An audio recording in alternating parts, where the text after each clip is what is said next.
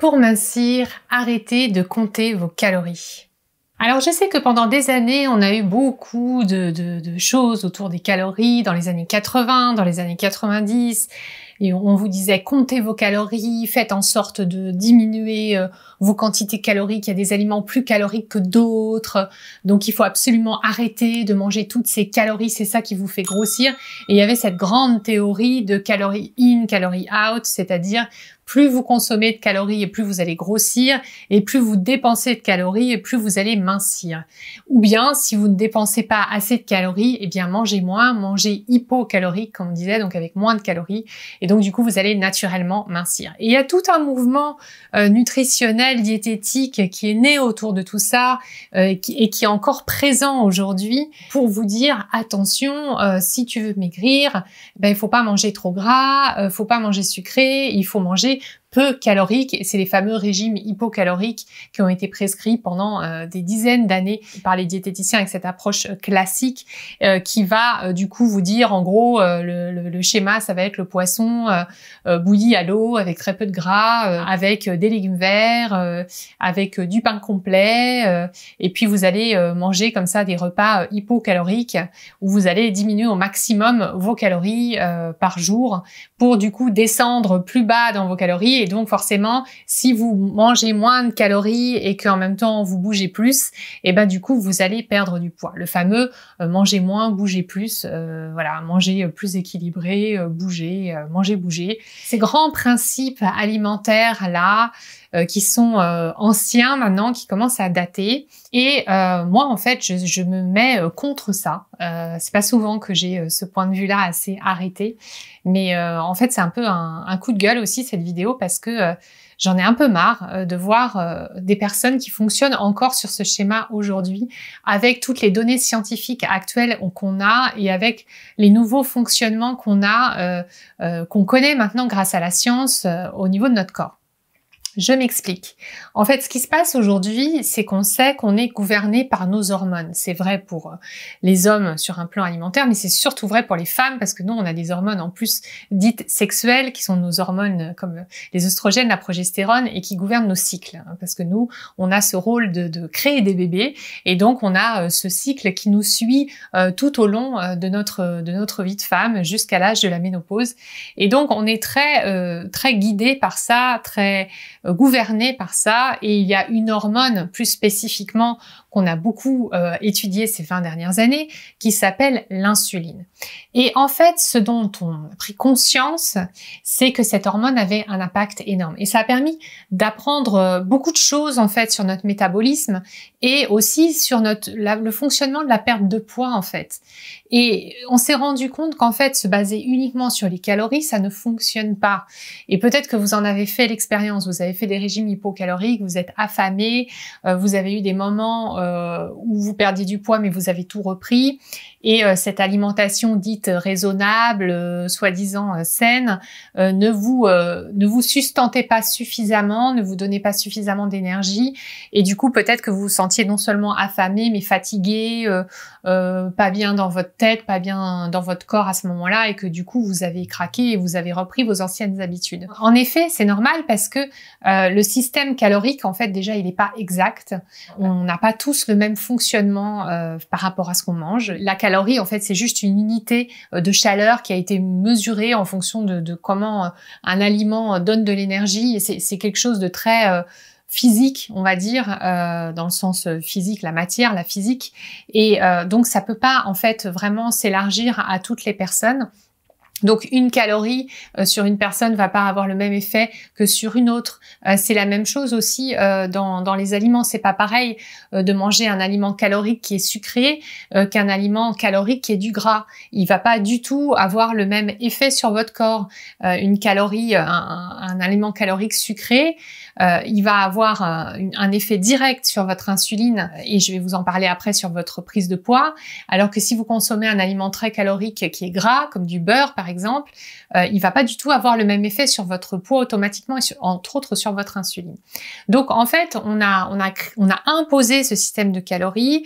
On vous a dit voilà, faut manger moins de calories parce que les calories c'est les mêmes pour tout le monde et si vous mangez moins de calories, vous allez forcément perdre du poids. Ben non, parce que selon ce qui est très calorique, déjà ça n'a pas du tout les mêmes effets sur votre corps. Et en plus, cette théorie selon laquelle on a besoin vraiment de se limiter en calories, elle n'est pas tout à fait exacte parce que ça prenait pas en compte le fonctionnement hormonal de notre corps. Et donc on s'est retrouvé avec cette idée des calories à des espèces de déviance en fait alimentaire où on nous a dit pendant des années par exemple qu'il fallait pas manger gras. Dans les années 90, on nous disait zéro fat, machin, produit light, et donc on diabolisait le gras à fond.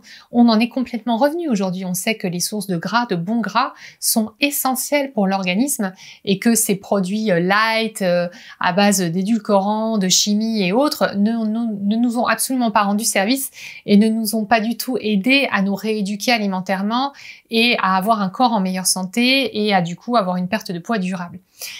En fait, avec le temps, on a plus étudié l'approche hormonale et c'est aussi venu beaucoup de l'étude qu'on a fait sur les diabétiques qui eux-mêmes ont un souci avec leur insuline et du coup, on a mieux compris le fonctionnement du pancréas qui sécrète l'insuline et on a mieux compris aussi les différentes relations entre l'insuline et la prise de poids.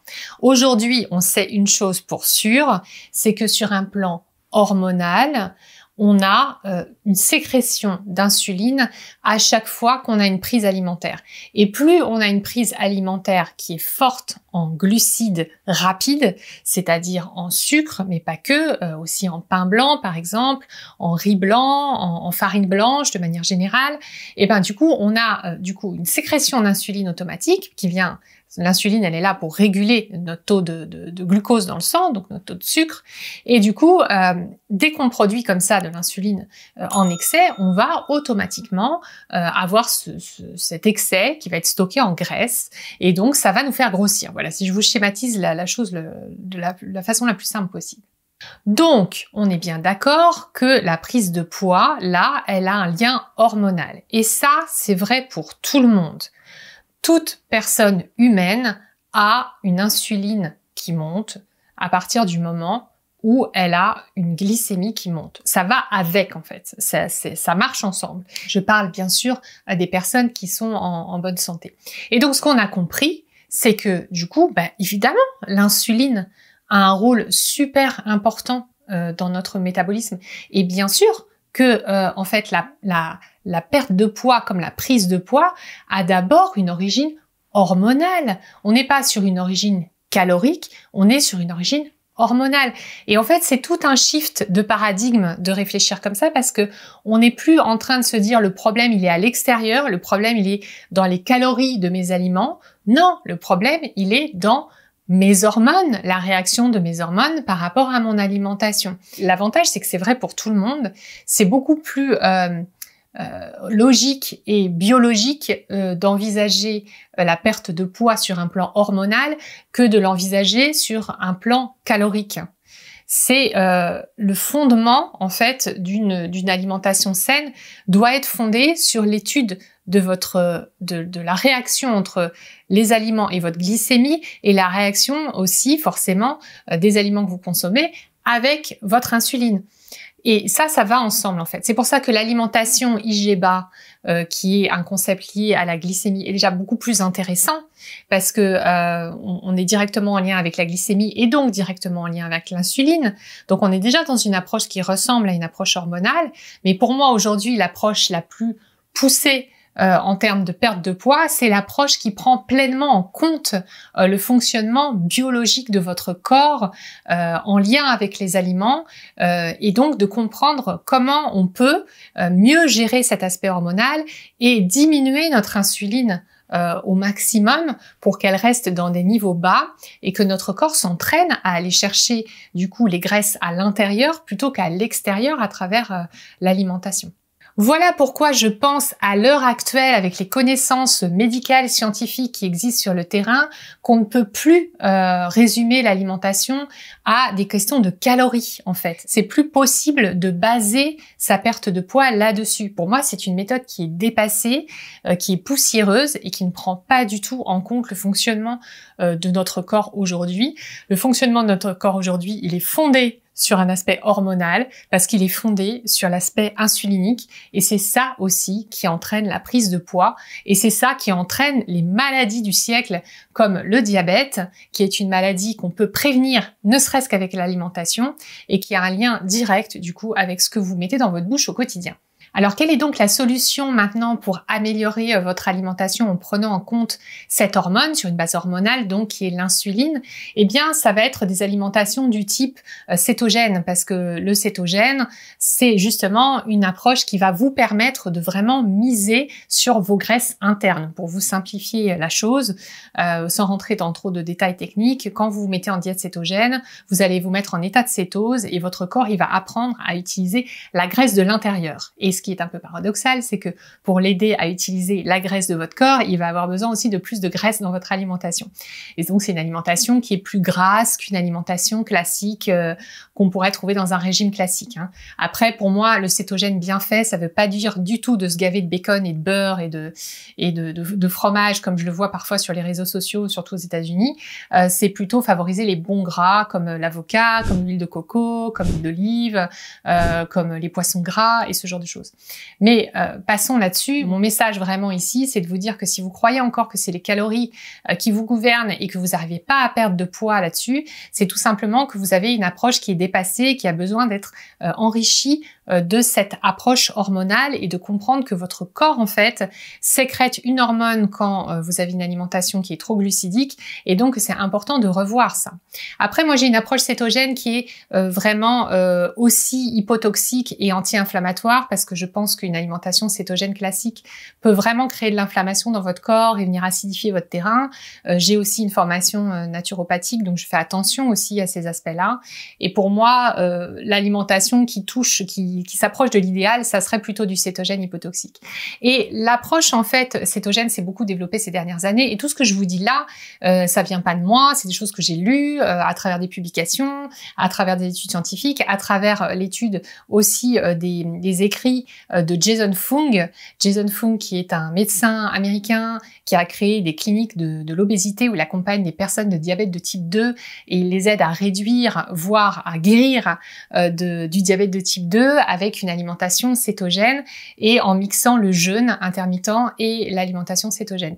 Et c'est lui, un des premiers d'ailleurs aux US à avoir dit mais arrêtez de tout mettre sur le dos des calories. Le problème il est pas là, le problème il est hormonal et donc c'est cette prise en charge hormonale avec une alimentation qui va vraiment avoir un effet sur l'insuline qui va vous aider à perdre du poids. Et c'est d'autant plus vrai pour les diabétiques, c'est d'autant plus vrai pour les femmes qui ont plus de 40 ans et qui ont plus de mal à déstocker parce qu'elles ont un métabolisme qui est ralenti et qu'elles ont un déclin hormonal.